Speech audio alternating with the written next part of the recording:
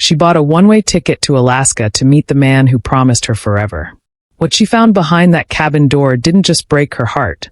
It shattered everything she thought she knew about love, trust, and survival.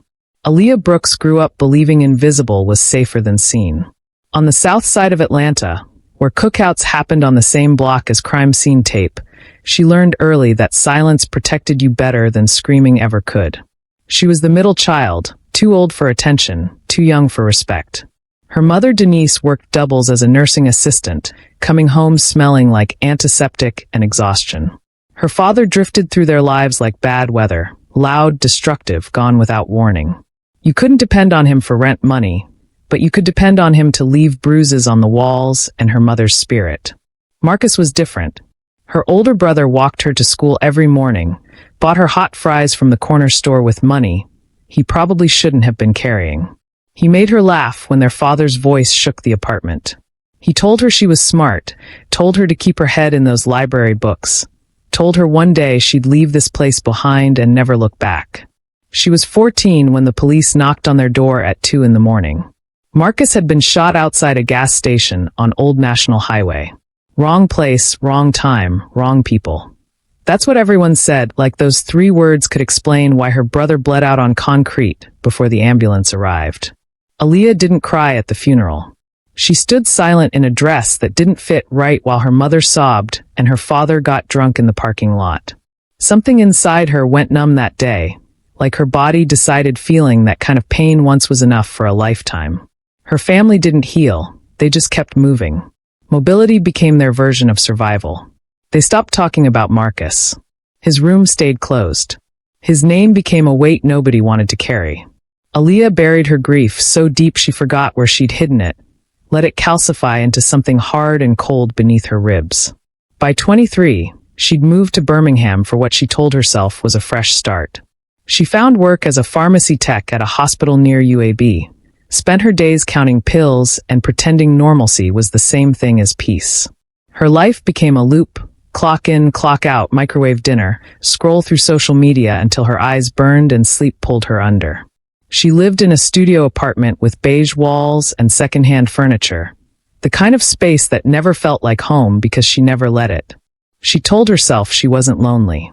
She was independent, self-sufficient. She didn't need anyone complicating her carefully constructed quiet. But loneliness has a way of speaking even when you refuse to listen. Her friend Keisha saw through the performance. Keisha was loud where Aaliyah was quiet, bold where Aaliyah was cautious, the kind of woman who said exactly what she thought and made no apologies. They'd met at work, and somehow Keisha had decided Aaliyah was worth the effort of friendship even when Aaliyah gave her every reason to walk away. One afternoon during their break, Keisha shoved her phone across the table. "Girl, you need to download this app and stop acting brand new. You're not going to meet nobody staring at pill bottles all day." Aaliyah pushed the phone back. "I'm good." "You're not good. You're hiding." Keisha's voice softened. "Marcus wouldn't want you living like this. You know that." The mention of her brother's name hit like a fist to the chest. Aaliyah looked away, blinking hard. "I'm just not interested in dating right now." "You haven't been interested in anything for 2 years. At some point, that's not healing, that's just existing." Keisha squeezed her hand. "You deserve more than existing, Aaliyah." That night, rain tapped against her apartment window like impatient fingers. The kind of night that made loneliness feel louder, heavier, impossible to ignore. Aaliyah sat on her couch with her phone in her hand, Keisha's words circling in her mind.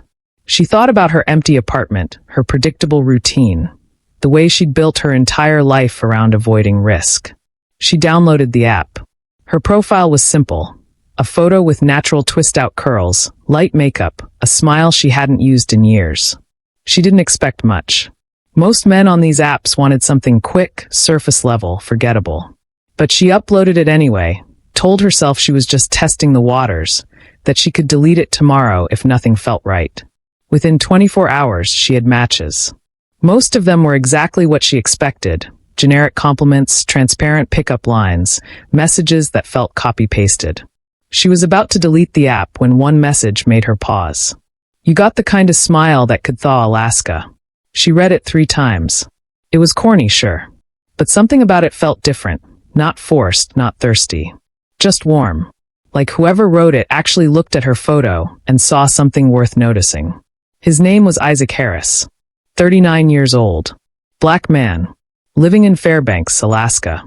His profile said he worked in remote security analytics, which sounded vague enough to be either legitimate or completely made up. His photos showed a man with a round face, close-cut beard, deep brown eyes. He wasn't model handsome, but there was something comforting about his expression, like someone you could trust with your worst days and your quietest fears. Aaliyah messaged him back, keeping it light. They exchanged a few texts that first night, nothing heavy. But his tone stayed consistent, patient, thoughtful, curious about her in ways that felt genuine. He asked about her job, her favorite books, what brought her to Birmingham. He didn't rush, didn't push, just listened. That should have been her first warning. Nobody listens that well without wanting something. But Aaliyah was tired of being suspicious, tired of treating kindness like a trap. So she let herself believe that maybe, just maybe, this time was different. Their conversations started small, morning texts about coffee preferences, evening messages about how the day went. Nothing profound, nothing rushed. Just two people filling the quiet spaces in each other's lives. But somewhere between week 2 and week 3, something shifted. The messages got longer. The questions got deeper.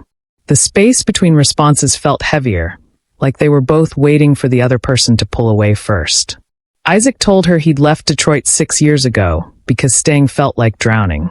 Alaska helped me breathe again, he said. The quiet up here, it's not empty. It's full. Full of space to think, to heal, to figure out who you are when nobody's watching. Aaliyah understood that more than she wanted to admit. She'd moved to Birmingham for the same reason, trying to outrun grief, trying to find herself in a place where nobody knew her brother's name or her father's reputation. "What made you leave Detroit?" she asked one night. His response took longer than usual. When it came, it was careful. Family stuff. Nothing I'm ready to talk about yet. Some stories need time before they're ready to be told. She let it go. She understood what it meant to carry wounds you couldn't explain to strangers. Hell, she couldn't even explain them to herself most days. Their text conversations evolved into phone calls. The first one happened on a Thursday night when Aaliyah couldn't sleep. She'd been staring at her ceiling for an hour, thoughts spinning, when her phone buzzed. "You up?" Isaac's message read. "Yeah. Can't shut my brain off. Wanna talk?" They stayed on the phone for 3 hours. Isaac's voice was warm, slow, the kind that could calm anxiety just by existing. He didn't try to fix her insomnia or offer empty advice. He just talked, about nothing, about everything. He told her about the northern lights he'd seen last winter, about the way silence sounded different in Alaska than anywhere else, about how he'd learned to cook after moving because delivery options were basically non-existent. She told him about Marcus, about the library books she used to escape into as a kid, about how she sometimes felt like she was watching her own life from outside her body, like she was both the actor and the audience. "You ever feel like you're waiting for permission to be happy?" she asked. "Every single day," he said quietly. "Like happiness is something you have to earn, and you're never sure if you've done enough to deserve it." That's when she knew she was in trouble. Because Isaac understood her in ways nobody had before. Not Keisha, not her mother, certainly not Terrence. Terrence Miles had been her last serious relationship. A youth basketball coach she'd met 3 years ago in Birmingham. Charming, attentive, made her feel seen for the first time since Marcus died. Until he didn't. Until she found the messages from other women. And when she confronted him, he looked at her like she was the problem. "You're too emotional, Aaliyah. You always take things personal." He'd gaslit her so thoroughly she started believing it. Started thinking maybe she was too sensitive, too needy, too broken to deserve loyalty. She carried that belief like a scar, let it shape how she moved through the world, carefully, quietly, expecting betrayal before it arrived. Isaac felt different. He asked about her childhood, about her father's absence, about why she apologized before speaking. He noticed patterns she didn't even know she had. "You deserve to be listened to," he told her one night. "You deserve softness. You deserve someone who loves deeply, not recklessly. Those words cracked something open inside her. She hadn't realized how desperately she'd been waiting for someone to say them. After 2 months, they were talking every night. After 4 months, she caught herself smiling at her phone in the pharmacy break room, daydreaming about his voice, checking her messages during shifts. Keisha noticed immediately. "You're glowing," Keisha said, eyebrows raised. "Who is he?" Aaliyah tried to play it cool. "Just someone I've been talking to." "Talking to? Girl, you look like you're in love. When do I get to meet him?" "It's complicated. He lives in Alaska." Keisha's expression shifted. "Alaska? And you've met him in person?" "Not yet, but we're planning to. Eventually." "Eventually?" Keisha leaned forward. "Aaliyah, how long have y'all been talking?" "For months." 4 months and you haven't FaceTimed?" "Not once." Aaliyah felt defensive rise in her chest. "He's private. He doesn't like video calls." "That's not private, that's suspicious." Keisha's voice was gentle but firm. "I'm not trying to ruin this for you, but you need to be careful. People lie on these apps all the time. Isaac's not like that. You don't know him." "Neither do you." "Not really." The conversation ended there, but Keisha's words planted seeds of doubt Aaliyah tried desperately to ignore. Because the truth was, she'd noticed the red flags too. She just didn't want to acknowledge them. Isaac never video called. His camera was always broken, or his connection was too slow. He never sent recent photos, always recycled the same few from his profile. She never heard him walking during their calls, always sitting, always in the same room, always that faint mechanical hum in the background she couldn't quite identify. When she mentioned meeting in person, he deflected. "Not yet, sweetheart. My schedule's crazy right now." Or, "The weather's wild up here, bad timing." Or, "Let me get some things in order first." But his emotional availability felt so real. The way he listened, the way he remembered details from conversations weeks ago, the way he made her feel like she mattered, that couldn't be fake. Could it? Loneliness has a way of rewriting reality. When you've been starved of affection long enough, even crumbs feel like a feast. Aaliyah knew this intellectually, but emotionally, she was already too deep. Isaac had become her safe place, the one constant in a life that had always felt unstable. 6 months in, something changed. It was a Friday night. Isaac usually called around 10 p.m. his time. But hours passed with no message, no call, nothing. Aaliyah tried not to panic, told herself he was busy, that not every silence meant abandonment. Then at 3:14 in the morning, her phone lit up. FaceTime request. Her heart leapt. Isaac had never video called before. Not once in 6 months. She sat up, pulled off her bonnet, checked her reflection in the dark screen, and answered. The screen was black. She could hear breathing, heavy, strained, labored, but couldn't see anything. "Isaac." Her voice came out smaller than she intended. A groan. Soft, pained, like moving hurt him. She heard rustling, sheets maybe, or furniture creaking under weight. "I shouldn't have called," he whispered. "Not like this. Are you okay? Are you hurt?" Silence stretched between them. His breathing sounded wrong. Too heavy. Too weighted. "Aaliyah, I want you to know I care about you," he said finally. "I'm not playing with your heart. I need you to believe that." "I do believe that."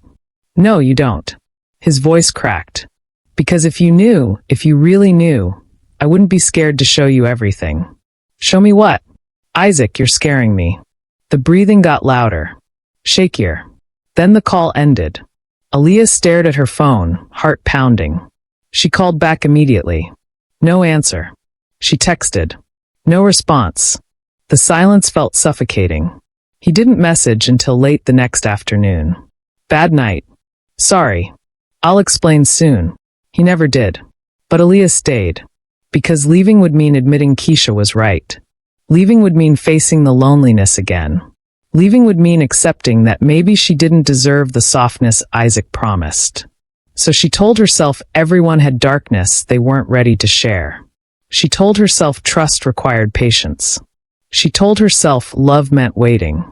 She had no idea what she was actually waiting for, or how much it would cost her when she finally found out. What do you do when the person who makes you feel safest is the same person hiding the most dangerous truth? If you're still watching this, you need to subscribe right now, because what happens next will make you question everything you thought you knew about online relationships. Hit that subscribe button before the next revelation catches you completely off guard. 9 months into their relationship, Isaac finally said the words Aaliyah had been waiting to hear. "I'm ready." They were on the phone, a Tuesday night, rain pattering against her Birmingham apartment window. She'd been half listening to him talk about his day when his tone shifted, got quieter, more deliberate. "Ready for what?" she asked. "For you to come here. To Alaska. To see me. To see everything." Her breath caught. For months she'd imagined this moment. The reunion, the first embrace, the validation that what they had was real. But now that it was happening, fear crept in alongside the excitement. "You're serious?" "I've never been more sure of anything in my life." His voice trembled slightly. "I need you here, Aaliyah. I need you to understand." "Understand what?" She didn't ask. She was too afraid the question would make him change his mind. "Okay," she whispered. "I'll come." She booked the flight that night. Birmingham to Anchorage with a layover in Seattle. Departure in 5 days. Her hands shook as she entered her credit card information, as she selected her seat, as she received the confirmation email that made everything terrifyingly real. She didn't tell her mother. Their relationship had grown so distant that explaining a trip to Alaska to meet a man she'd never seen felt impossible. Denise would ask questions Aaliyah couldn't answer, would see through the hope to the desperation underneath. But she told Keisha. Had to tell someone. "You're going where?" Keisha's voice shot up an octave. "Aaliyah, please tell me you're joking. I know how it sounds. Do you? Because it sounds like you're about to end up on a Dateline episode." Keisha paced her living room while Aaliyah sat on the couch, watching her friends spiral. "You've never seen this man's face in real time. Never heard him walk. Never watched him exist outside of a voice on the phone. And now you're flying to Alaska? Girl, do you hear yourself? He's not dangerous, Keisha. You don't know him like I do. Neither do you. That's the whole problem." Keisha stopped pacing, sat down next to her, grabbed her hands. Her voice softened. "I love you. You know I do. But this isn't love. This is loneliness making decisions for you.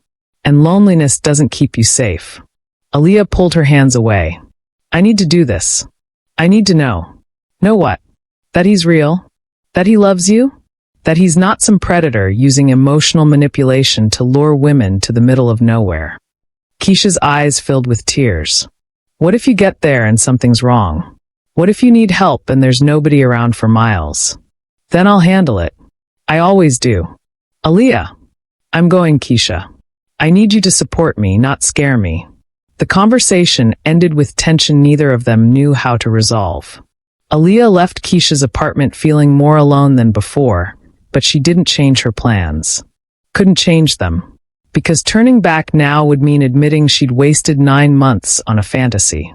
And she wasn't ready to face that truth. 2 days before her flight, her phone buzzed with a message from an unknown number. "Don't come to Alaska. He ain't who you think he is. And if you walk into that house, it won't just break your heart.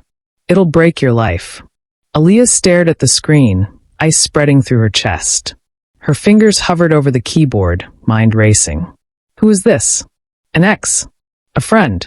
Someone trying to protect her, or someone trying to sabotage her? She typed back immediately. "Who is this? How do you know Isaac?" The message wouldn't send. Number blocked. She tried calling. Voicemail. Generic, automated. Her heart hammered against her ribs. She read the message again, searching for clues, tone, word choice, anything that might reveal the sender's identity. But it was too vague, too calculated. Someone knew exactly how to plant doubt without giving her enough information to investigate. She could have shown Isaac the message. Could have asked him directly if he knew who might send something like this. But something stopped her. Some instinct whispered that if she confronted him, he'd have an explanation ready, smooth, reasonable, designed to make her doubt her own concerns. So she sat with the warning, let it poison her excitement, let it turn anticipation into dread. That night she barely slept. She lay in bed replaying every conversation with Isaac, searching for inconsistencies, for lies she might have missed. But his emotional availability had always felt authentic. The way he listened, the way he remembered details, the way he made her feel seen. That couldn't be manufactured. Could it? By morning, she'd made her decision. She was still going. Because not knowing felt worse than any truth she might discover. Because 9 months of emotional investment demanded closure. Because some part of her still believed love could overcome whatever secrets Isaac was hiding. Keisha called one last time the morning of her flight. "Please don't get on that plane." Her friend's voice was thick with tears. "I'm begging you. If you love yourself at all, stay home." "I can't." "Yes, you can. You're choosing not to." "Keisha, when you get there and realize I was right, when you need someone to come get you, I won't be able to reach you fast enough. Alaska isn't Birmingham. You'll be alone out there. I'll be fine." That's what every woman says before she disappears. Keisha's voice broke. "I can't lose you, Aaliyah. Marcus already took a piece of you. Don't let some stranger take the rest." The mention of her brother hit like a physical blow. Aaliyah closed her eyes, fighting tears. "I have to go. My Uber's here." She hung up before Keisha could respond. The drive to the airport felt surreal. Atlanta traffic, familiar highways, the ordinary world moving around her while she hurtled towards something extraordinary and possibly catastrophic. She checked her bag, went through security, found her gate. Everything mechanical, automatic. At the gate, she pulled out her phone one more time. Reread the anonymous message. Stared at Isaac's last text. "Can't wait to hold you, sweetheart." Her thumb hovered over the screen. She could cancel. Could walk away. Could choose safety over closure. Instead, she boarded the plane. The flight attendant smiled, checked her ticket, directed her to seat 17A. Aaliyah stored her carry-on, buckled her seatbelt, and watched Atlanta disappear beneath clouds. She'd made her choice. Now she had to live with whatever came next. The woman next to her, older, kind-faced, tried making conversation during the first hour. "Visiting family in Alaska?" "Meeting someone," Aaliyah said quietly. "Oh, how wonderful. Someone special." Aaliyah nodded, unable to form more words. Because the truth was she didn't know if Isaac was special or dangerous, real or imagined, her future or her biggest mistake. She spent the layover in Seattle staring at her phone, waiting for Isaac to message her, to give her some sign that this wasn't a terrible idea. He finally texted as she boarded her connecting flight. "Almost here. Everything's ready for you." Ready for what? She wanted to ask but didn't. The second flight felt longer despite being shorter. Darkness pressed against the windows, broken occasionally by lights from towns below that looked impossibly small and isolated. Alaska wasn't just a state, it was another world. Remote. Unforgiving. Beautiful in ways that felt dangerous. When the plane began its descent into Anchorage, Aaliyah looked out her window and saw white. Endless white. Snow-covered mountains stretching forever, forests buried under winter, landscapes so vast they made her feel insignificant. Too quiet. Too empty. Too far from anything familiar. The wheels touched down. The plane taxied. Passengers around her gathered their belongings, excited about arrivals and reunions. Aaliyah sat frozen, heart pounding, phone clutched in her hand. One more chance to turn back. One more chance to choose safety. She stood up and walked off the plane. Would you have gotten on that plane? Or would you have stayed home and spent the rest of your life wondering what was real? The cold hit her like a punishment. Harsh, bitter, immediate, the kind of cold that didn't just chill your skin but reached inside and grabbed your bones. Aaliyah zipped her coat to her throat, pulled her scarf over her face, and stepped into the Anchorage night. Her breath came out in visible clouds, disappearing into darkness so complete it felt hostile. The airport behind her glowed warm and safe. Ahead, the parking lot stretched into shadow. She pulled out her phone, fingers already numb. Isaac's message waited.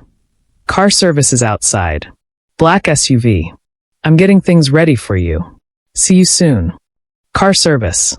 Not him picking her up personally. Not even an Uber she could track. A private car service he'd arranged without asking if she was comfortable with it. Another red flag she chose to ignore. She scanned the lot and found it immediately. A massive black SUV idling at the curb. Windows tinted so dark she couldn't see inside. As she approached, the driver's door opened. A man stepped out, tall, broad-shouldered, wearing a thick coat with the hood pulled up. His face was shadowed, expression unreadable. Aaliyah Brooks? His voice was flat, disinterested. Yes. He didn't smile. Didn't welcome her. Just opened the back door and stood waiting. She hesitated, every instinct screaming at her to walk back inside the airport, to call Keisha, to admit this was a mistake. But she thought about Isaac's voice about 9 months of conversations, about the way he made her feel less alone in a world that had always felt too big and too cruel. She got in. The door slammed shut behind her. The driver returned to his seat without a word, and the SUV pulled away from the airport, leaving the last traces of civilization behind. Aaliyah tried making conversation. How far is it to Fairbanks? Silence. Have you worked for Isaac long? Nothing. Do you know him well? The driver's eyes flicked to the rearview mirror, met hers for half a second, then returned to the road. He didn't speak. She gave up, pressed herself against the seat, and watched Alaska pass by the window. For the first 20 minutes, there were lights, gas stations, small towns, signs of human life. But gradually, the lights disappeared, replaced by darkness so total it felt like driving through the void. No streetlights. No houses. No evidence anyone lived out here at all. Just trees. Endless black trees rising on both sides of the road like walls closing in. Her phone buzzed. Isaac. Can't wait to hold you. She typed back with shaking fingers. How much longer? Not long. Driver knows the way. That didn't answer her question. She glanced at the driver's rigid posture, the way his hands gripped the wheel, the way he drove like he'd made this trip 100 times in the dark. 40 minutes into the drive, they turned onto a smaller road. Unpaved. Snow-covered. No tire tracks except the ones they were making. The SUV bounced over ruts and ice, branches scraping against the windows like fingers trying to get inside. Where are we? Aaliyah asked, voice barely above a whisper. The driver said nothing. Her heart hammered. She checked her phone, 1 bar of service, then none. She was completely cut off. No way to call for help. No way to tell anyone where she was. She'd flown across the country to meet a man she'd never seen. And now she was driving through the Alaskan wilderness with a stranger who wouldn't speak, heading toward a destination she couldn't locate on any map. What had she done? The SUV slowed. Ahead, barely visible through the trees, she saw light. Warm. Orange. Flickering like a fire. They pulled into a clearing, and Aaliyah's breath caught. The house was massive, a dark wood cabin that looked like it had been built to withstand harsh winters and complete isolation. 2 stories, wide porch, windows glowing with soft light. Beautiful in a way that felt wrong. Too perfect. Too isolated. Like a fairy tale cottage where terrible things happened. No other houses nearby. No neighbors. No mailbox. No indication anyone knew this place existed. The SUV stopped. The driver got out, opened her door, grabbed her luggage from the trunk. He carried her bags to the porch, knocked once on the front door, a single deliberate thud, then turned and walked back to the vehicle without looking at her. Wait, Aaliyah called after him. He didn't wait. The SUV's engine roared, tires crunched over snow, and within seconds the taillights disappeared into the forest, leaving her completely alone. She stood on the porch, bags at her feet, staring at the door. Inside, she heard movement. Slow. Heavy. Something dragging across the floor. Isaac, she called, voice trembling. Come in. His voice drifted from somewhere deep inside the house. Different than on the phone. Deeper. Strained. Like speaking required effort. She reached for the door handle. Her hand shook. This was it. The moment she'd flown 3,000 miles for. The moment that would either validate 9 months of hope or confirm every warning she'd ignored. She pushed the door open. Warm air rushed out, carrying a scent she couldn't quite place. Vanilla mixed with something medicinal, something that reminded her of the hospital where she worked. The interior was stunning.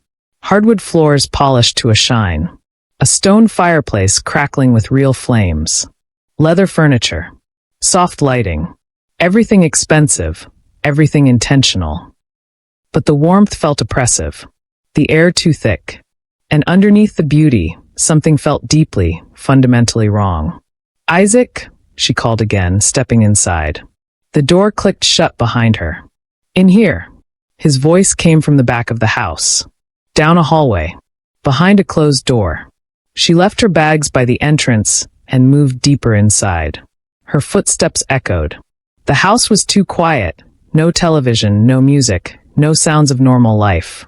Just that faint mechanical humming she'd heard during their phone calls, now louder, more distinct. Medical equipment. That's what it sounded like. Her stomach tightened. The hallway stretched ahead, dimly lit. She passed a kitchen she didn't look at, a bathroom she didn't check, moving toward the sound of his voice like it was a rope pulling her forward against her will. At the end of the hall, a door stood partially open. Light spilled through the crack. She heard breathing, heavy, labored, wet-sounding. "Isaac, don't be scared." His voice trembled. "I'm here. I'm right here." She pushed the door open slowly. The room was large, a bedroom, but not a normal bedroom. Hospital bed in the center. Medical monitors on stands. An oxygen tank in the corner. Privacy screens set up around the bed, blocking most of her view. But she could see a hand, resting on the edge of the mattress. Huge. Swollen. Fingers thick as sausages. Her breath stopped. "Can you come out?" she whispered. "So I can see you?" Silence.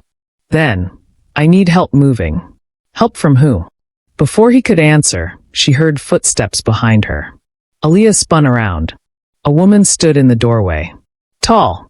Broad. Expression unreadable. Wearing scrubs. "I'm Marlene," the woman said. "Isaac's nurse." "Nurse. Not girlfriend. Not friend. Nurse. Is he okay?" Aaliyah asked carefully, fear crawling up her spine. Marlene's expression didn't change. "He's stable." Stable. People in hospitals were stable. People on life support were stable. Not people who invited their girlfriends to visit. "What's wrong with him?" Marlene hesitated. Then she stepped into the room, moved toward the privacy screens, and without asking permission, pushed them aside. Aaliyah's world tilted. Isaac wasn't sitting. He wasn't standing. He wasn't slightly overweight or dealing with a temporary health issue. He was enormous. Nearly 1,000 pounds of flesh spread across a reinforced mattress that bent under his weight. His body consumed the bed. Legs swollen to twice their normal size, arms resting on his stomach because he couldn't lift them, chest rising and falling with breaths that sounded like drowning. His face was buried in swollen tissue. Eyes barely visible, cheeks pressing against his neck, beard unable to hide the mass beneath. Every breath was a battle. Every movement seemed impossible. This was Isaac. This was the man who'd told her she deserved softness. This was the man who'd made her feel chosen. This was the man who'd deceived her for 9 months. "Aaliyah," he whispered, tears streaming down his face. "I'm so sorry. I wanted to tell you. God, I tried. But I couldn't lose you." She couldn't speak. Couldn't move. Couldn't process what she was seeing. He lifted that massive hand toward her, fingers trembling. "Please. Just come closer." She took one step back instead. "Why didn't you tell me?" Her voice came out broken, barely audible. "Because I didn't want to lose the only person who ever cared about me without seeing my body first." His voice cracked. "Without judging me before knowing me. But this," she gestured helplessly. "This is more than just not showing me pictures, Isaac. This is." "I know." Tears kept falling. "But I didn't choose this. I didn't choose being trapped in this body. In this house. Trapped."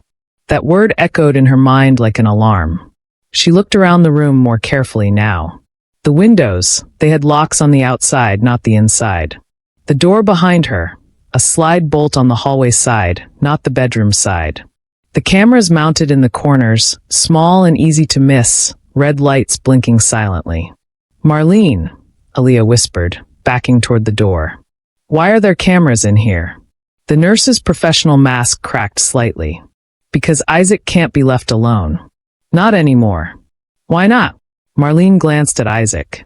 He closed his eyes, fresh tears sliding down his face. "Tell her," he whispered. Marlene took a slow breath, and when she spoke, her voice was careful, measured. "He's not bedridden just because of his weight. He's bedridden because someone made sure he never leaves this house."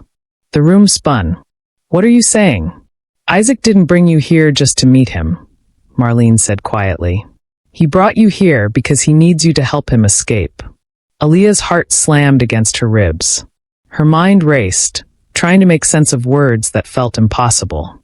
"Escape from what?" she demanded. Marlene walked to the window, looked out into the darkness, then turned back to face her. "From the person who's keeping him here. The person who's been controlling every aspect of his life for the past 6 years." "Who?" Marlene's expression went cold. "His brother. And he's coming back tonight." The words hit Aaliyah like a physical blow. She stumbled backward, her back hitting the wall. "Coming back from where?" she whispered. "Anchorage.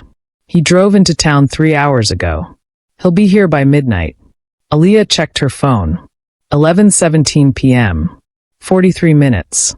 Aaliyah couldn't breathe. The air in the room felt too thick, too warm, pressing against her lungs like hands around her throat.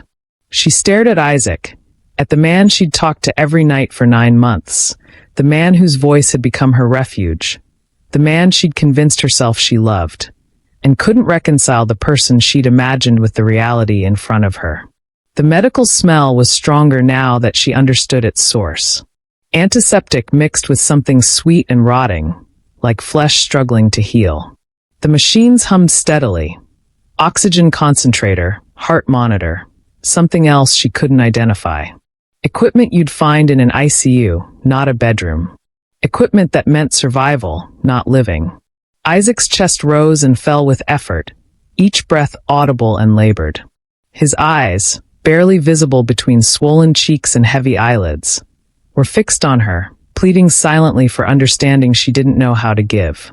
"How long?" she whispered. "How long have you been like this?" His voice came out strained, barely above a whisper. 6 years. Since I moved to Alaska. You told me you came here for a fresh start." "I did." He closed his eyes. "Just not the kind I let you believe." Aaliyah's mind raced, trying to fit together pieces that made no sense. 9 months of conversations. Hours of phone calls. Intimate confessions. And through all of it, he'd hidden this. Not just his weight, his entire existence. "You could have told me," she said, anger beginning to cut through the shock. "At any point, you could have told me the truth. And you would have stayed?" His eyes opened, locked on hers. "Be honest, Aaliyah. If I'd sent you a picture of this," he gestured weakly at his body, "would you have kept talking to me?" She wanted to say yes.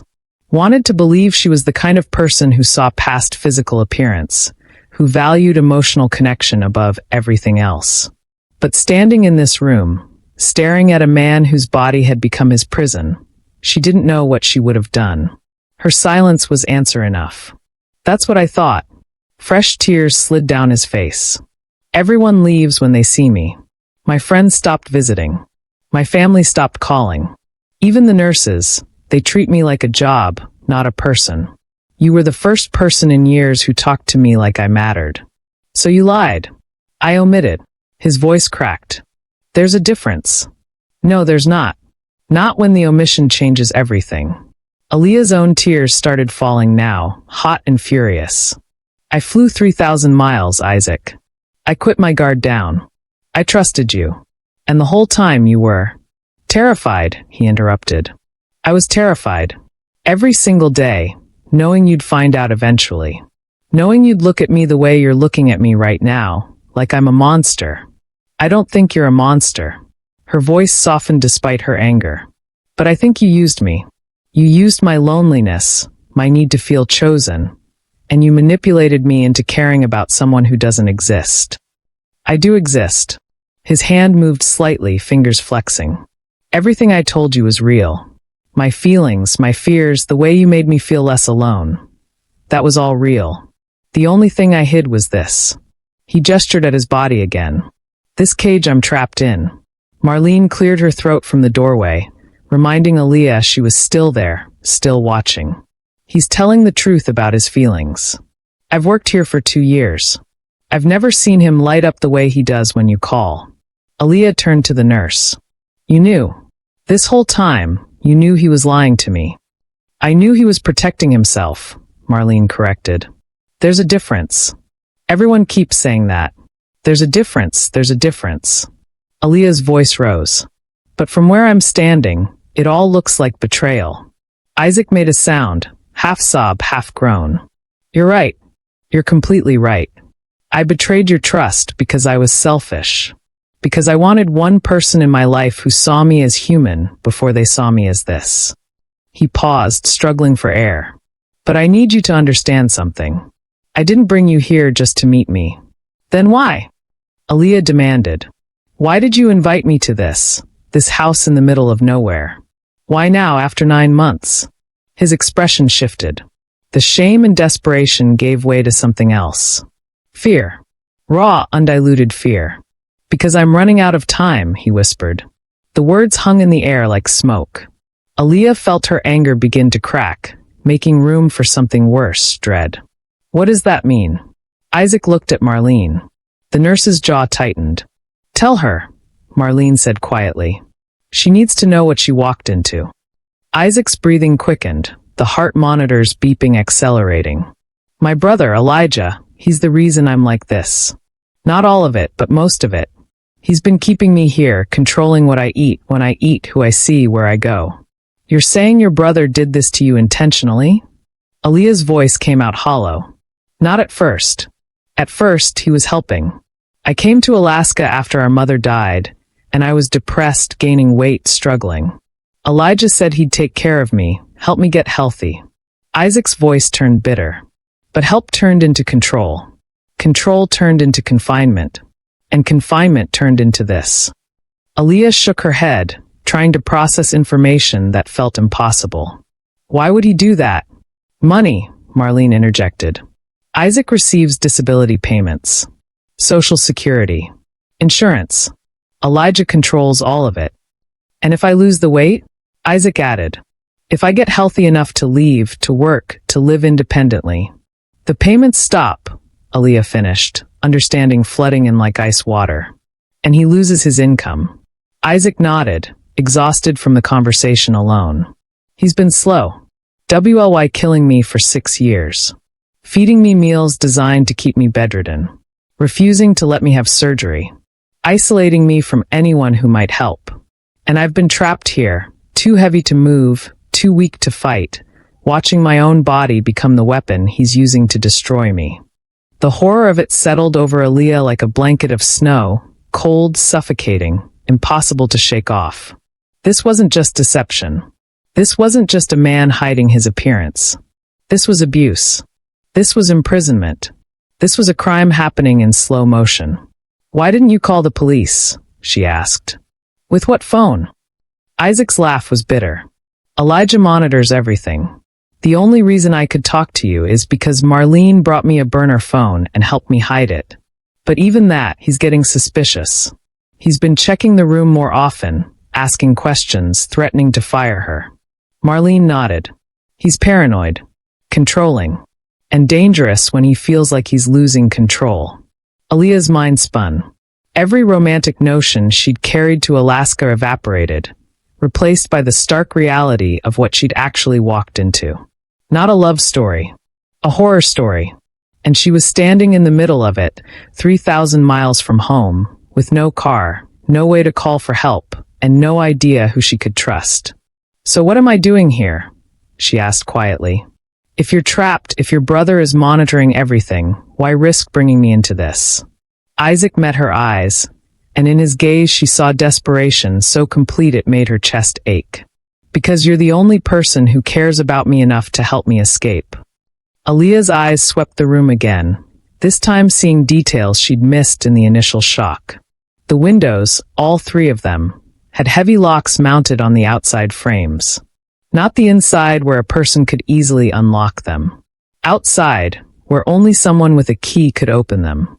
The bedroom door behind her had a bolt, but it slid from the hallway side, not the bedroom side. This room wasn't designed for privacy. It was designed for containment. Her gaze landed on the cameras again. Small, professional grade. One in each corner, angled to capture every inch of the room. Red lights blinking steadily, recording everything. He watches you, she said, voice hollow. Every second I'm alone, Isaac confirmed. When Marlene leaves for the night, when she takes breaks, when I sleep. He watches. Aaliyah walked toward the nearest window, looked out into the darkness. Nothing but trees and snow stretching endlessly.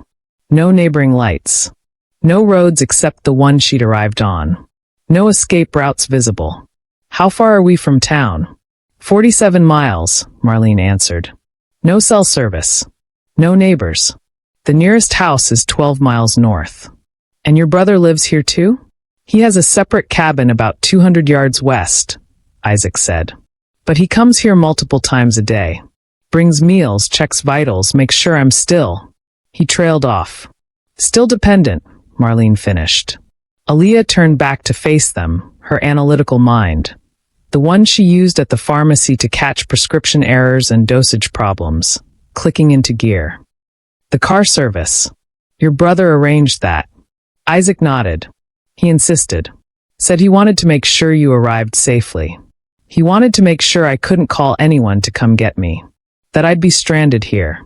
Her voice stayed eerily calm even as panic built beneath the surface. He wanted me isolated too.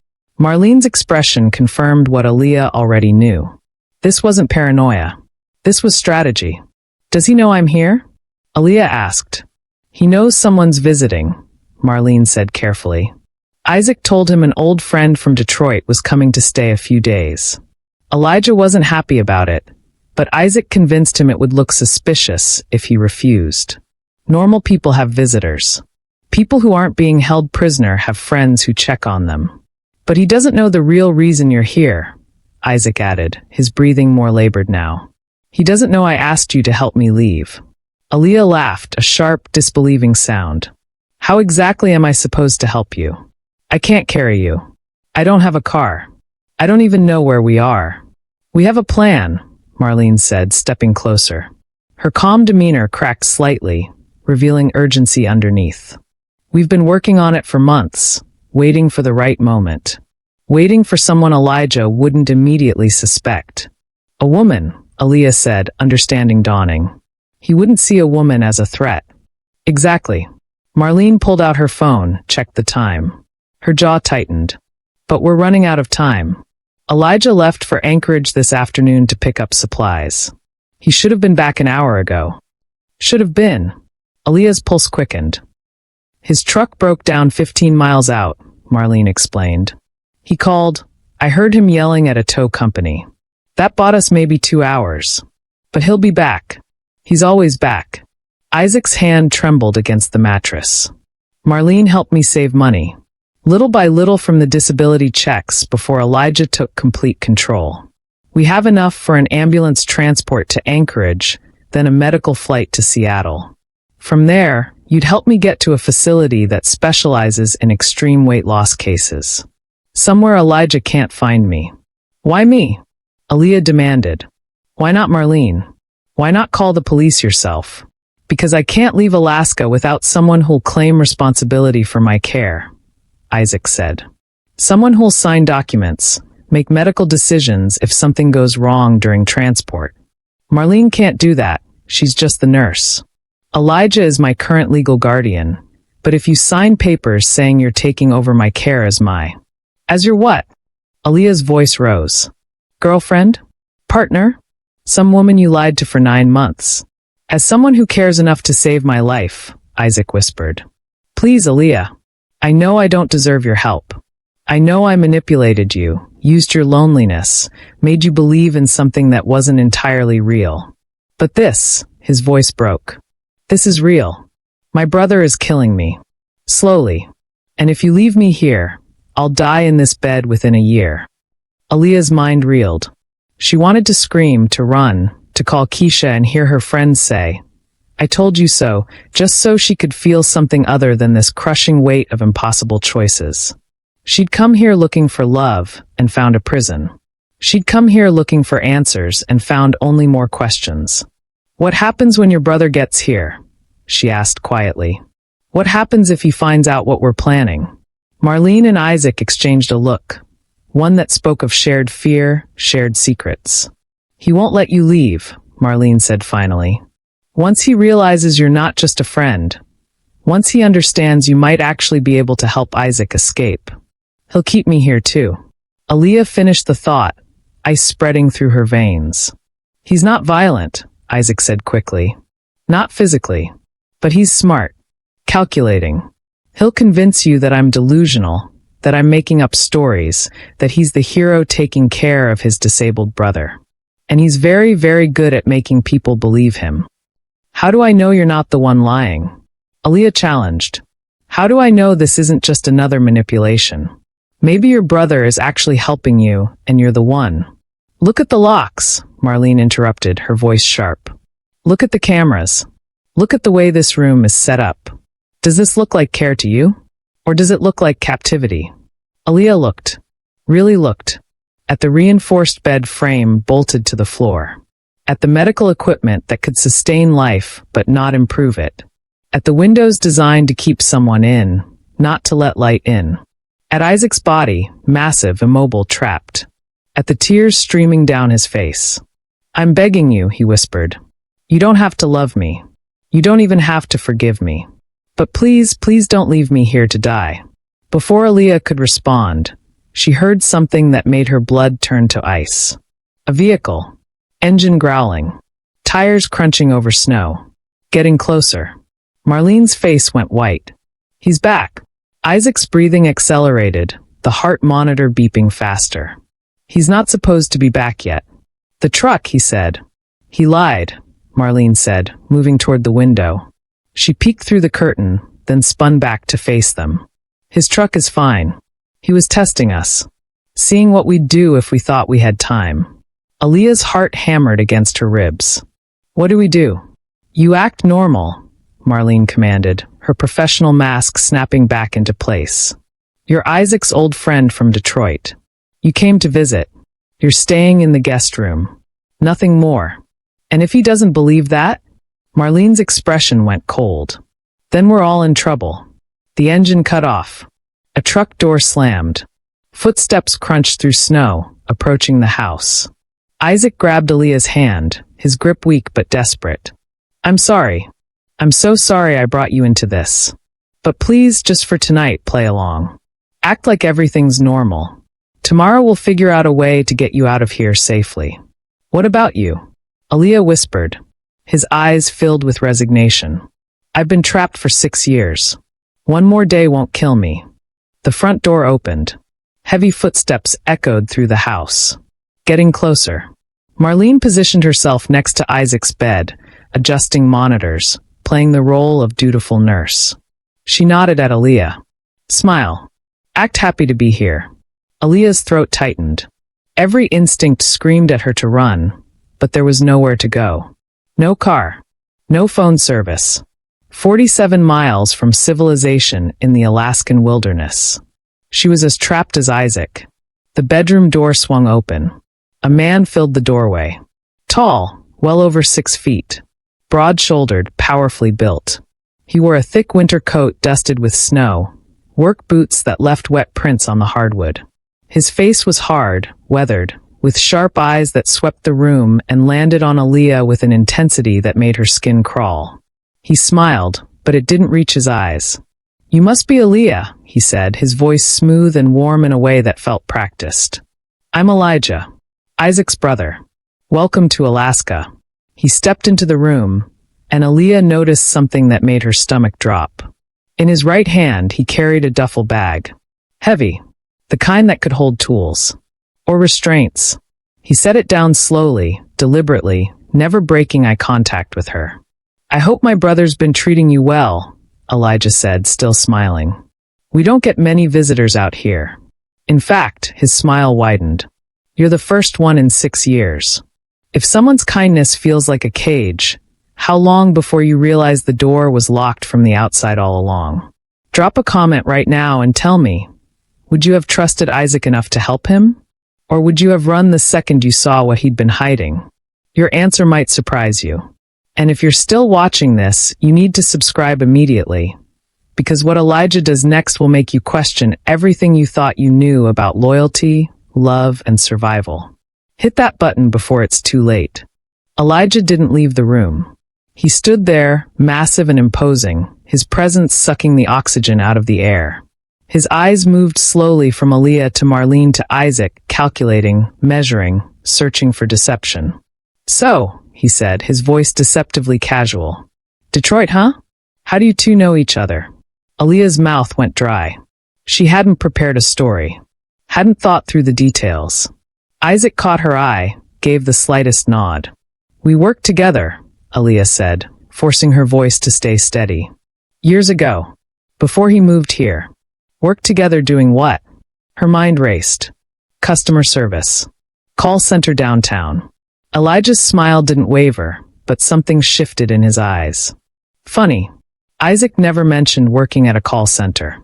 It was brief, Isaac interjected, his voice strained.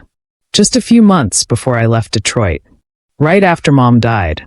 The mention of their mother seemed to soften Elijah's expression slightly. Right. Those were hard times. He looked back at Aaliyah. And you stayed in touch all these years? Social media, Aaliyah said. We reconnected recently. I was planning a trip to Alaska anyway, and Isaac mentioned I should visit. Alaska in February. Elijah's tone suggested he didn't believe her. Bold choice for a vacation. I wanted to see the northern lights. Did you? He tilted his head. See them on the drive here? It was cloudy. It's always cloudy. Elijah finally broke eye contact, moved toward Isaac's bed. He checked the monitors with practiced efficiency, adjusted the oxygen flow, examined his brother's vitals like he'd done it 1,000 times. How you feeling, little brother? Tired, Isaac said quietly. You're always tired. Elijah's tone was almost affectionate, which somehow made it worse. That's what happens when you carry this much weight. Your body's working overtime just to keep you alive.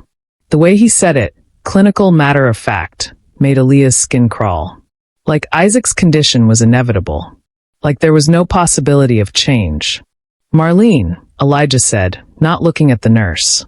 How's his blood pressure? Elevated but stable, Marlene answered smoothly. No significant changes since this morning. Good. Keep monitoring it. Elijah turned back to Aaliyah. How long are you staying? Just a couple days. Where are you sleeping? Guest room, I assume. Assume? Elijah's eyebrow raised. Isaac didn't tell you? Aaliyah forced a laugh. We didn't get that far into logistics. I just got here. Right. Elijah watched her for another long moment, then finally stepped back. Well, welcome. I hope you enjoy your stay. Though I should warn you, it gets lonely out here. No internet. Spotty cell service. Just trees and snow and silence. Some people find it peaceful. Others find it suffocating. The threat in his words was barely concealed. Aaliyah nodded, unable to speak. I'll let you settle in, Elijah said. But Aaliyah? A word of advice. My brother has a tendency to exaggerate. Sometimes the isolation gets to him. Makes him say things that aren't entirely accurate. If he tells you stories that sound far-fetched, just remember, he's been stuck in this bed for a long time. The mind plays tricks when you don't have much else to occupy it. He was preemptively discrediting Isaac, planting seeds of doubt, making sure if she tried to help, she'd second-guess everything. I'll keep that in mind, Aaliyah said. Elijah smiled, that same cold, empty smile, and left the room.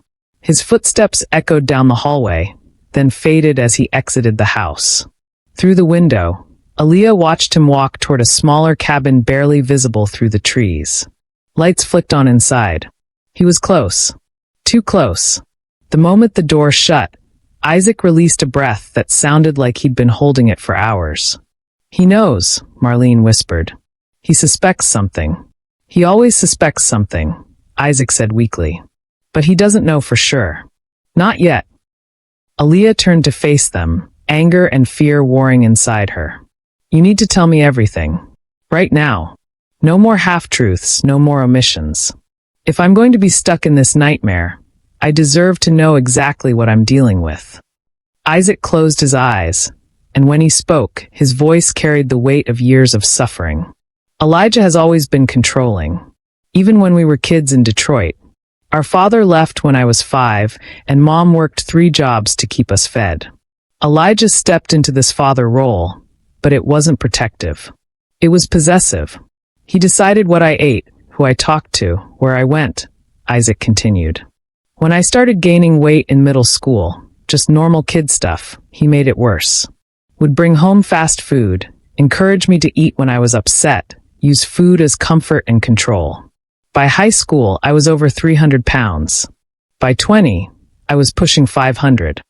Marlene stood silent, listening to a story she'd clearly heard before but still affected her. When our mother died 6 years ago, I was depressed, grieving, struggling. I'd ballooned to nearly 700 pounds. I couldn't work, could barely leave my apartment. Elijah showed up and said he'd take care of me. Said he'd move me somewhere quiet where I could heal, where we could work on my health together. Alaska, Aaliyah said. Alaska. Isaac's laugh was bitter. Isolated. No witnesses. No one to ask questions. He got me on disability, which wasn't hard given my condition. The checks started coming. He became my legal guardian, said it was for my protection. And then he started feeding me. Meals designed to keep me gaining, not losing. Portions that would sustain 3 people. High-calorie, high-fat constant. Why? Aaliyah demanded. Why would he do that? Because as long as I'm disabled, the money keeps coming, Isaac said. Social Security disability. Medicaid. Insurance settlements. And Elijah loses his income if I get healthy. Aaliyah felt sick. How did Marlene get involved? The nurse finally spoke. He hired me 2 years ago through a medical staffing agency. I thought I was just providing home care for a severely obese patient. But within weeks, I realized something was wrong. The locks. The cameras. The way Elijah monitored everything. I tried to quit. And, Aaliyah prompted.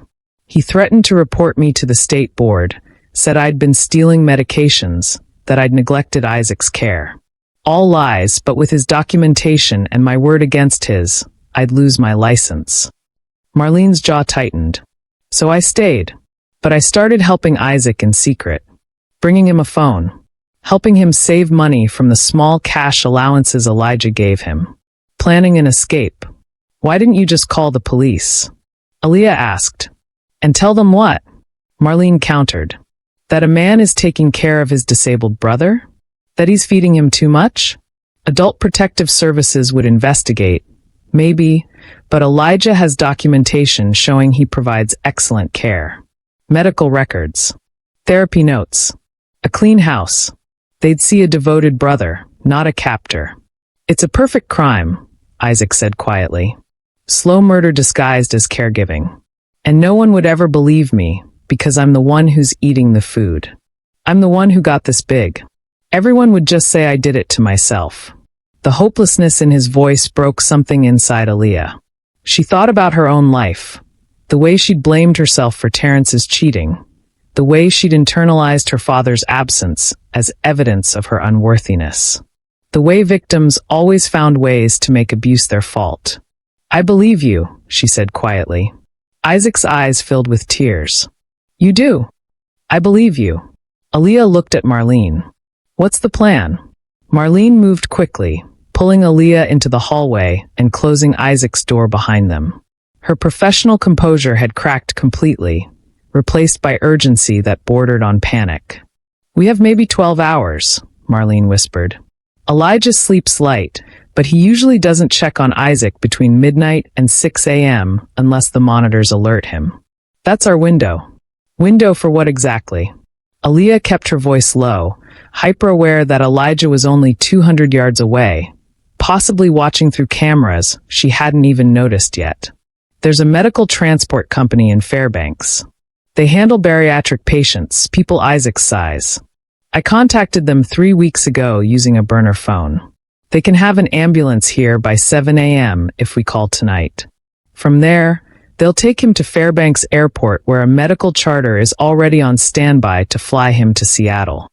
Seattle has a facility that specializes in extreme cases, Marlene continued. They've agreed to take Isaac on an emergency basis. But he needs a medical proxy, someone who can sign consent forms, make decisions during transport. Someone who isn't Elijah. And that someone is me, Aaliyah said, understanding settling heavy in her chest. You'd have to sign papers claiming you're his partner, that you're taking over his medical care. It's technically fraud, but it's the only way to override Elijah's guardianship long enough to get Isaac out of Alaska. Aaliyah's mind raced through the implications. Fraud. Interstate transport of an adult against a guardian's wishes. Conspiracy. If this went wrong, she wouldn't just be stranded in Alaska. She'd be facing criminal charges. What about the cameras? She asked. If Elijah's watching. I can disable them, Marlene said. There's a junction box in the basement. I can make it look like a power surge, but I can only do it once. After that, he'll know something's wrong and he'll come running. So we get one shot. One shot, Marlene confirmed. We disable the cameras, unbolt the door locks from the outside, use the mechanical lift to get Isaac into a wheelchair. Wait, there's a wheelchair?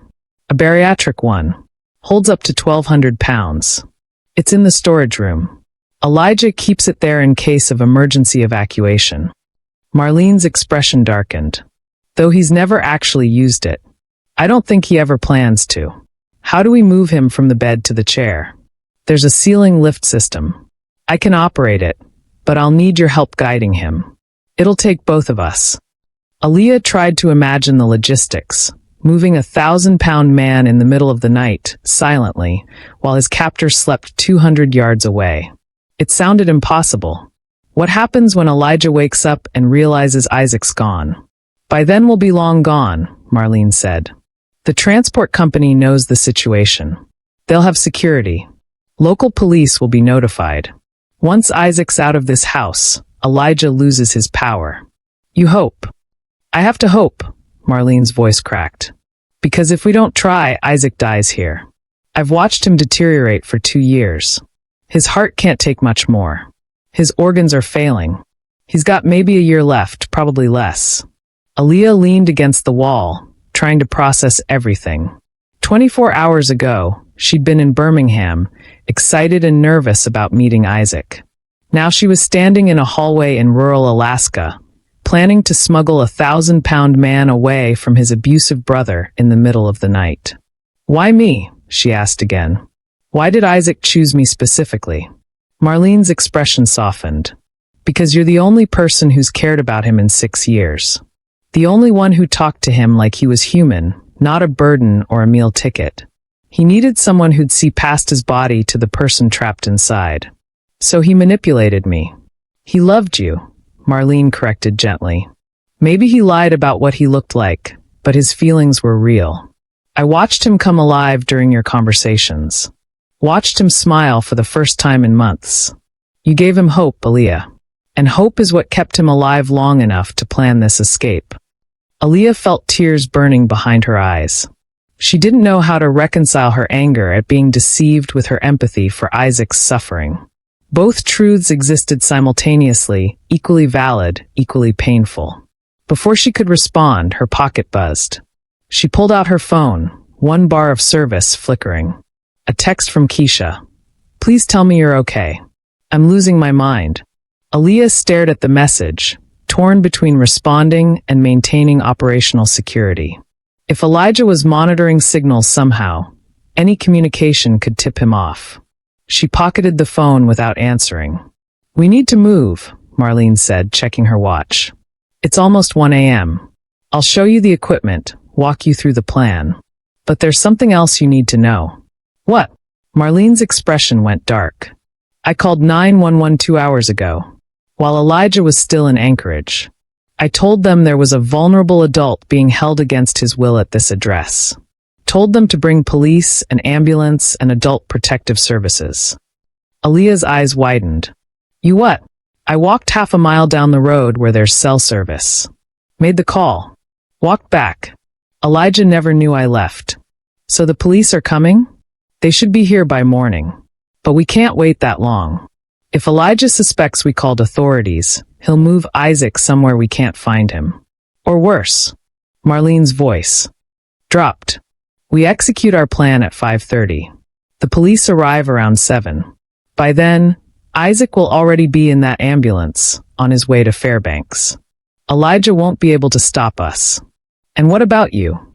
Aaliyah asked. What happens to you when Elijah figures out you helped? Marlene's smile was sad. I'll leave with you. I've already packed a bag. There's nothing keeping me in Alaska except guilt, and I've carried that long enough.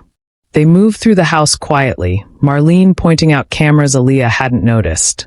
1 in the kitchen, 2 in the living room, 1 in the hallway. Small, professional, constantly recording. He reviews the footage every morning, Marlene whispered. Looks for anything unusual. That's why we've had to be so careful.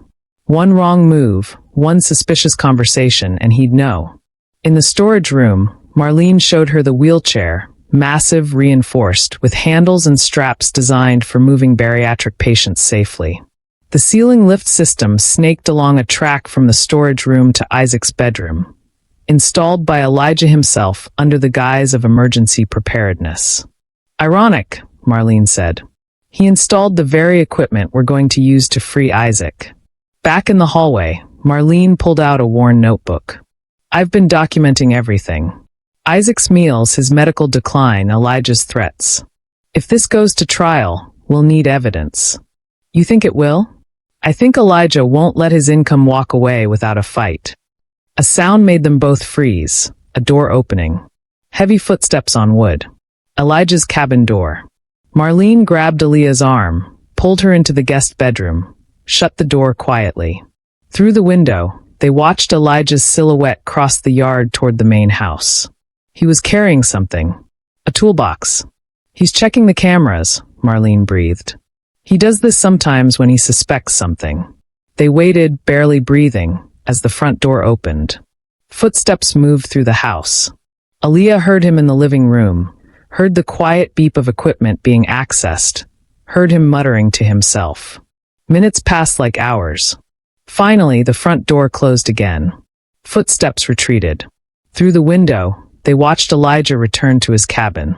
The lights stayed on longer than usual, then finally went dark. He's suspicious, Aaliyah whispered. He's always suspicious, Marlene countered.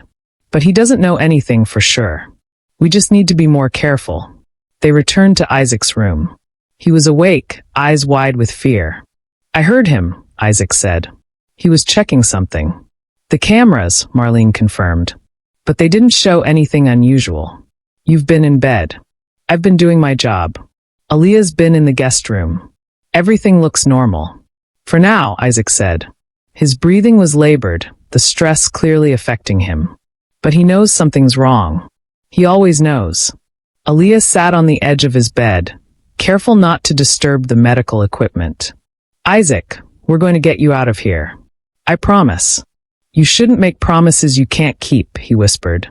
Elijah has spent 6 years making sure I never leave. He's not going to just let me walk away. Then we don't give him a choice. Aaliyah's voice was firm. At 5:30 tomorrow morning, we move. The police arrive at 7. By then, you'll be safe. Isaac's eyes filled with tears. Why are you doing this? After everything I did to you, the lies, the manipulation, why would you risk yourself for me?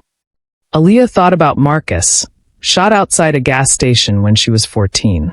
About all the times she'd wondered if she could have saved him, if she could have warned him, if she could have done anything to change the ending. About all the years she'd spent feeling powerless against violence and loss. Because someone has to, she said quietly. And this time, I'm not going to stand by and do nothing. Before Isaac could respond, his burner phone buzzed. Hidden under his pillow. Isaac pulled it out with trembling fingers, read the message, and went completely white. "What?" Marlene demanded. "What is it?" Isaac turned the screen toward them. A text from an unknown number. "I know what you're planning. Try to leave and I'll make sure none of you make it out of Alaska alive." The temperature in the room seemed to drop 20 degrees. "He knows," Aaliyah breathed. "How?" Marlene grabbed the phone, staring at the message. "How could he know? We've been so careful." The lights went out. Complete darkness. The medical monitors beeped once, then switched to battery backup, their screens casting an eerie green glow. "He cut the power," Isaac whispered. Through the window, Aaliyah saw lights still glowing in Elijah's cabin. He hadn't lost power. Only the main house. "He's coming," Marlene said, voice tight with fear.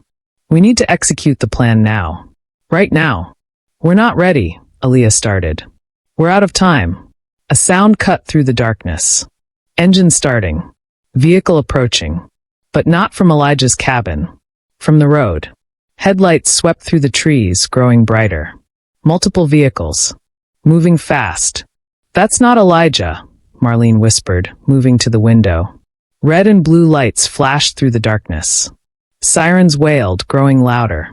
"The police," Aaliyah breathed. "They're early." "No," Marlene said, watching the vehicles converge on the property. "They're right on time. I told them it was an emergency. I told them a man's life was in danger." The vehicles screeched to a halt outside, 3 patrol cars, an ambulance, an unmarked SUV. Doors flew open. Officers emerged, flashlights sweeping the property, voices calling out commands. Through the window, Aaliyah saw Elijah burst from his cabin, still holding his toolbox, confusion and rage warring on his face. "Alaska State Police. Put down what you're carrying and put your hands where we can see them." Elijah froze. Then slowly, deliberately, he set down the toolbox and raised his hands. Isaac sobbed. A sound of relief so profound it seemed to shake his entire body. "It's over. It's finally over." Marlene squeezed Aaliyah's hand. "Let's go let them in." Sometimes the bravest thing you can do is stop running from the truth and face it head on, even when you're terrified of what you'll find. If you're still here, comment "still watching" right now. And if this story is making you see relationships differently, hit that subscribe button before the final chapter reveals how this all ends. Because what happens next will change everything. The Alaska State Troopers arrived with the kind of efficiency that comes from understanding rural emergencies. For vehicles, 2 patrol cars, an ambulance, and an unmarked SUV carrying investigators from Adult Protective Services. They stormed the property with flashlights cutting through darkness, radios crackling, boots crunching through snow with purpose. Elijah stood in the yard between his cabin and the main house, hands raised, his face a mask of confusion that almost looked genuine. Almost. "Officers, what's going on?" His voice carried that same smooth warmth Aaliyah had heard earlier. "Is there a problem?" The lead trooper, a woman with gray hair and hard eyes, approached him carefully. "We received a report of a vulnerable adult being held against his will at this address." "Are you Elijah Harris?" "I am. But there must be some mistake. My brother Isaac lives here. I'm his guardian. I take care of him. We'd like to see him, please." "Of course. But I should warn you, he's severely disabled. Bedridden. Sometimes he gets confused, says things that aren't true. The isolation affects him mentally." There it was again. The preemptive discrediting. The smooth manipulation designed to make anyone who listened doubt Isaac before they even met him. Marlene opened the front door, and Aaliyah stepped out onto the porch. "Officers, I'm Marlene Chin. I'm the registered nurse who called you. Isaac Harris is inside. He's alive, but he's in immediate danger." The lead trooper's expression shifted. "What kind of danger?" "Medical neglect. Financial exploitation. Unlawful confinement." Marlene's voice was steady, professional. "I have documentation. 6 years' worth." Elijah's mask slipped. Just for a second, but Aaliyah saw it, a flash of rage so pure it made her step back. "Marlene, what are you doing? You're going to lose your license over this. You're making accusations you can't prove." "I can prove all of it." Marlene pulled out her worn notebook, handed it to the lead trooper. Everything's documented. Meals designed to keep him gaining weight. Refusal to allow surgery or physical therapy. Cameras monitoring his every move. Locks on the outside of his bedroom door. Financial records showing disability payments funneled into Elijah's personal accounts. The trooper flipped through the notebook, her expression darkening with each page. How long has this been going on? 6 years. And you're just reporting it now? I tried to quit 2 years ago. He threatened to destroy my career if I left or told anyone. Marlene's voice cracked slightly. I'm not proud of how long I stayed silent. But I'm not staying silent anymore. Another officer approached Elijah. Sir, we're going to need you to step aside while we assess the situation. This is my property. That's my brother. You can't just. Actually, we can. The lead trooper's voice was iron. We have probable cause based on a credible report from a medical professional. Either you step aside voluntarily, or we arrest you for obstruction. Your choice. Elijah's jaw tightened, but he stepped back. 2 officers moved past him into the house, following Marlene and Aaliyah to Isaac's bedroom. When they saw him, saw the cameras, the locks, the reinforced bed, the man trapped inside his own body, their professional composure cracked. Jesus Christ, one of them whispered. Isaac looked at them with tears streaming down his face. Please help me. I don't want to die here. The lead trooper pulled out her radio. We need APS here immediately. And get that ambulance crew inside. We're transporting this patient tonight. Within minutes, the house filled with people. Paramedics, investigators, more officers. They photographed everything, the locks, the cameras, the medical equipment. They interviewed Isaac, carefully, gently, documenting every word. And through it all, Elijah stood in the yard, watching his carefully constructed prison fall apart. An investigator from Adult Protective Services, a woman named Agent Reese with silver hair and sharp eyes, approached Aaliyah on the porch. You're the friend from Birmingham? Yes. You may have saved his life tonight. If you hadn't come here, if Marlene hadn't had someone to witness what was happening, Isaac might have died in that bed, and no one would have questioned it. Elijah would have made sure of that, Aaliyah said quietly. Agent Reese nodded. Men like him are experts at hiding abuse behind care. They know exactly how to make victims look unreliable, how to make themselves look noble. But he made one mistake. What's that? He underestimated his brother's will to survive. And he underestimated the women who chose to help him. Inside, the paramedics were preparing to move Isaac. The specialized bariatric team worked with impressive efficiency, using the ceiling lift system to transfer him from the bed to the reinforced stretcher. It took 6 people and 20 minutes, but finally, Isaac was secured, stable, ready for transport. As they wheeled him through the house, he looked at Aaliyah. Thank you. For not running. For believing me. For being braver than I deserved. You deserve to be saved, Aaliyah said simply. Everyone does. The ambulance doors closed. Sirens wailed. And Isaac Harris left his prison for the first time in 6 years. Elijah stood handcuffed now, an officer on each side. Agent Reese approached him with a folder of documents, Marlene's evidence, financial records, witness statements. Elijah Harris, you're under arrest for false imprisonment, financial exploitation of a vulnerable adult, and medical neglect. You have the right to remain silent. This is ridiculous. Elijah's voice finally lost its smoothness, revealing the anger underneath. I took care of him. I sacrificed everything for him. He'd be dead without me. No, Agent Reese said coldly. He'd be free without you. There's a difference. They loaded him into a patrol car. Aaliyah watched the taillights disappear into the darkness, carrying a man who'd built a cage out of supposed love and called it devotion. Marlene stood next to her, exhausted but resolute. It's done. It's finally done. What happens now? Aaliyah asked. Now we make sure he never gets control of Isaac again. Ever. The Alaska State Troopers processed the scene for another 3 hours, photographing evidence, collecting statements, building a case that would ensure Elijah Harris never walked free again. Aaliyah gave her statement. Everything from the anonymous text warning her not to come, to the locked windows, to Elijah's threats. Every detail mattered now. By the time the sun rose over the Alaskan wilderness, painting the snow-covered trees in shades of gold and pink, the house that had been Isaac's prison for 6 years was empty. Just a building now. The evil that had lived inside it was gone. Agent Reese drove Aaliyah and Marlene to Fairbanks, where they gave additional statements and signed documents transferring Isaac's emergency medical care to the Seattle facility. The paperwork was complex, but Agent Reese navigated it efficiently, ensuring Elijah's guardianship was immediately suspended pending investigation. What will happen to him? Aaliyah asked as they sat in the APS office, exhausted but unable to sleep. Prison, Agent Reese said without hesitation.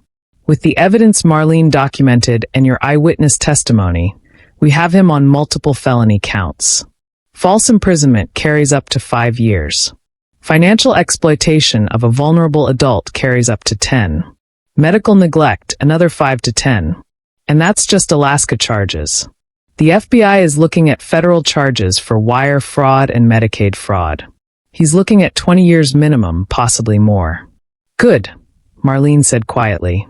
Agent Reese turned to Aaliyah. You'll need to stay in Alaska for a few more days. Give a formal deposition. Testify before the grand jury. We'll pay for your hotel, your meals. It's the least we can do. Aaliyah nodded, still processing everything. And Isaac? He's in Fairbanks Regional Hospital right now, being stabilized for transport. The medical flight to Seattle leaves tomorrow morning. The facility there specializes in extreme cases. He'll need surgery, physical therapy, probably a year or more of intensive treatment. But he has a chance now. A real chance. Can I see him before he leaves? I'll arrange it. They let Aaliyah visit Isaac that evening. He was in a private room, surrounded by monitors and medical equipment. But something about him looked different. Lighter. Like 6 years of weight had lifted from his soul, even if his body would take longer to heal. Hey, she said softly, standing in the doorway. Hey. His voice was still strained, but there was warmth in it. They told me you're going home soon. In a few days. After I testify. Thank you. For that. For all of it. I know I put you in danger. I know I manipulated you into coming here. I know I don't deserve your forgiveness. Aaliyah sat in the chair next to his bed, careful not to disturb the medical equipment. You were desperate. People do desperate things when they're trapped. That doesn't make it right. No, she agreed. It doesn't. But it makes it human. They sat in silence for a moment, the machines beeping softly between them. I did care about you, Isaac said finally. Everything I told you about my feelings, that was real. The only lie was what I looked like. The rest was true. I believe you. Aaliyah's voice was gentle. But Isaac, what we had, it wasn't love. It was need. You needed someone to see you as human. I needed someone to make me feel chosen.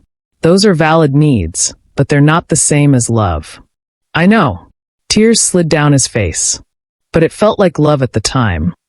I know it did. Aaliyah squeezed his hand, the massive, swollen hand that had reached for her in that bedroom. And maybe in another life, in another situation, it could have been. But we both deserve relationships built on truth, not desperation. What will you do when you get back to Birmingham? I don't know yet.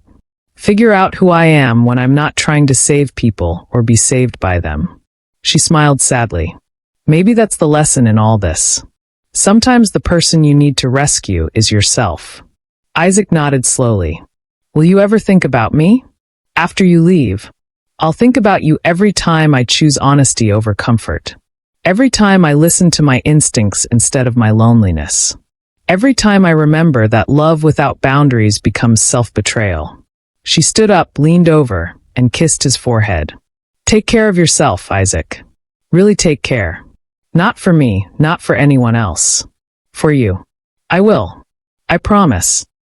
Aaliyah walked out of the hospital knowing she'd never see Isaac Harris again. And knowing that was the right choice. For both of them. 3 days later, Aaliyah flew back to Birmingham. Keisha picked her up at the airport, took one look at her face, and pulled her into a hug so tight Aaliyah couldn't breathe. "Don't ever scare me like that again," Keisha whispered. "I won't. I promise." They drove back to Aaliyah's apartment in comfortable silence. When they got there, Keisha made tea, and Aaliyah told her everything, the whole story start to finish. When she finished, Keisha sat in stunned silence. "You could have died," she finally said. "I know. But you also saved someone's life." "I know that too. So what now? How do you move forward from something like this?" Aaliyah thought about that question. About Marcus, shot when she was 14. About Terrence, who gaslit her into thinking she was too much. About Isaac, who used her loneliness as a lifeline. About all the ways she'd spent her life feeling unchosen, unheard, unseen. "I start choosing myself," she said quietly. "I start listening to my own voice before anyone else's. I start building a life I don't need to escape from." That sounds lonely. Maybe at first. But there's a difference between being alone and being lonely. And I think I'm finally learning what that is. 6 months later, Aaliyah received a letter from Seattle. Isaac had undergone bariatric surgery and lost 160 pounds. He was in physical therapy, learning to walk again. Seeing a trauma therapist twice a week. Working through 6 years of psychological damage. He'd be in treatment for at least another year, but doctors were cautiously optimistic. He wrote to thank her again. To tell her she'd given him something he thought he'd lost forever, hope. Aaliyah never wrote back. Not because she hadn't forgiven him, but because she'd learned something crucial in that Alaskan cabin. Forgiveness doesn't require relationship. You can wish someone well from a distance. You can release anger without inviting someone back into your life. You can acknowledge that someone's pain was real without letting that pain become yours to carry. Elijah Harris went to trial 8 months after his arrest. Convicted on 14 counts including false imprisonment, financial exploitation, and Medicaid fraud. Sentenced to 23 years in federal prison. The judge called his crime a slow-motion murder disguised as caregiving. Marlene testified, her documentation forming the backbone of the prosecution's case. Afterward, she left Alaska permanently, moved to Oregon, started working with a nonprofit that helped disabled adults escape abusive situations. She'd found her redemption in protecting others. And Aaliyah? She went back to her pharmacy tech job, back to her quiet life in Birmingham. But she was different now. Changed in ways she was still discovering. She started therapy. Dealt with Marcus's death properly for the first time in over a decade. Confronted her father's abandonment. Examined why she'd spent her life apologizing for existing, for having needs, for taking up space. She learned to trust her instincts again. To hear the warning bells and actually listen instead of explaining them away. To understand that sometimes love isn't enough. Not when it's built on deception, not when it requires you to betray yourself to maintain it. She deleted the dating apps. Not forever, but for now. Because she'd learned that you can't find connection from a place of desperation. Real relationships require wholeness, not need. They require people who choose each other from strength, not fear of being alone. And slowly, carefully, Aaliyah Brooks started building a life she didn't need to escape from. Started learning that being chosen by yourself is more powerful than being chosen by someone else. Started understanding that the most dangerous prisons are the ones we don't recognize as prisons at all. Not all cages have metal bars. Some are built from fear, lies, and silence. Some are constructed by people who claim they're protecting you when they're really just controlling you. Some look like care until you realize you can't leave, can't grow, can't breathe without permission. The most dangerous prisons are the ones we don't recognize as prisons at all. Because by the time you see the locks, you're already trapped inside. What would you have done? Would you have stayed and fought, or would you have run the moment you saw the truth? Drop your answer in the comments, because these are the conversations that might save someone's life someday. If this story changed how you think about relationships, control, and what love actually looks like, hit that subscribe button right now. Share this with someone who needs to hear it. Because stories like Isaac's happen every single day, hidden in plain sight, waiting for someone brave enough to see the truth and do something about it. Thank you for watching. Stay safe out there.